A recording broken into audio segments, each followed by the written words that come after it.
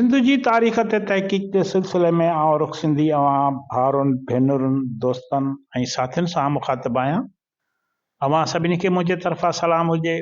अवांजे तावन सां ही सिलसिलो जारी आहे। पाण सिंध जे बाग़नि मकाननि शहरनि क़दीम दरियाई वहकरनि ढंढुनि ढोरनि बाबति अव्हां खे मुकमल ॼाण ॾियणु घुरूं था। असल में असीं चाहियूं था त ही चैनल सिंध जो इंसाइक्लोपीडिया बणे। पाण न सिर्फ़ सिंध जी तारीख़ सियासी समाजी हालतुनि ते ॻाल्हाईंदासीं, पर उन्हनि माॻनि ते बि रोशनी विझंदासीं जिन सां सिंध जो वजूद सलाहियल आहे। अॼु पाण पुराण सिंधु दरिया जे पुराणे वहकिरे ते ॻाल्हाईंदासीं जंहिंजे बंदि थियण सां कई शहर फिटी विया। उहे कहिड़ा शहर हुया जेके पुराण जे वहकिरे सबबु फिटी विया? इन्हनि ते पाण ॻाल्हाइण खां अॻु दोस्तनि खे गुज़ारिश कंदासीं त असांजे चैनल खे सब्सक्राइब कनि, पंहिंजनि दोस्तनि सां वंडनि, पंहिंजे रायनि सां मशवरनि सां असांखे नवाज़ीनि, जीअं पाण हिन सिलसिले खे बहितर खां बहितर करे सघूं। अॼु पुराण सिंधु दरिया जे पुराणे वहकिरे ते पाण ॻाल्हाईंदासीं। इहो वहकिरो नवाब शाह मोरे ऐं सकरन तालकनि जे विच मां निकिरी शहदादपुर वटां अॻिते वधंदो हो।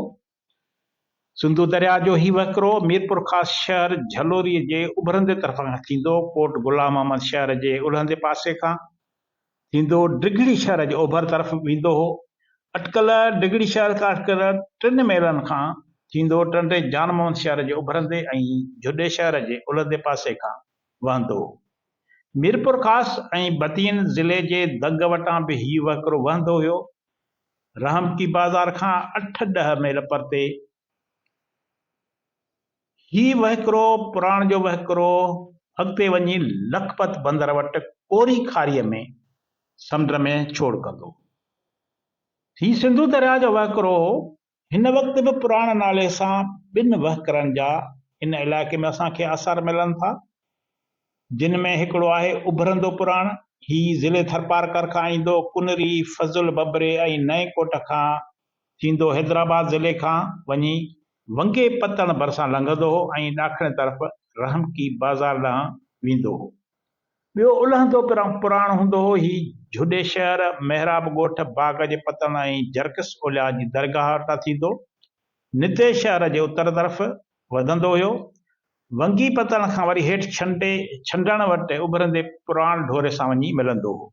इन्हनि 2 वहकिरनि जा निशान अञा ताईं मिलनि था। इहे ॿई गॾिजी हिक ॿिए वहकिरे जे सूरत में कोरी खारीअ में छोड़ कंदा आहिनि। सिंधूअ जे वहकिरे खे पुराण उन करे बि चयो वियो त सिंधु दरिया पंहिंजो इहो वहकिरो बदिलाए ॿियो वहकिरो इख़्तियार कयो, जंहिंजे करे हिन खे पुराणे वहकिरे जे पोयां पुराण नालो ॾिनो। सिंध जूं सभु ढंढूं ऐं दरिया, सभु जेके ढंढूं आहिनि उहे दरिया जऊं छॾियल पुराणा आहिनि या पुराण दरिया जे जितां वहकिरा हुया उते जॾहिं दरिया उहे पंहिंजा वहकिरा बदिलाए छॾिया त हेठां हंधनि ते ढंढूं थी वियूं। किन ढंढुनि पंहिंजो वजूद बरक़रार रखियो ऐं के ढंढूं सुकी वियूं। जॾहिं पाणीअ जे चाढ़ वारी मुंद में पाणीअ खां इहे कटियल रहियूं त ढंढुनि जी सूरत इख़्तियार करे वरितनि। पुराण खां सवाइ क़दीम दौर में सिंधूअ जा ॿिया बि वहकिरा हूंदा, जिन में सांगरू, बुघ, नीरो, कठो ऐं रेण शामिल हुआ।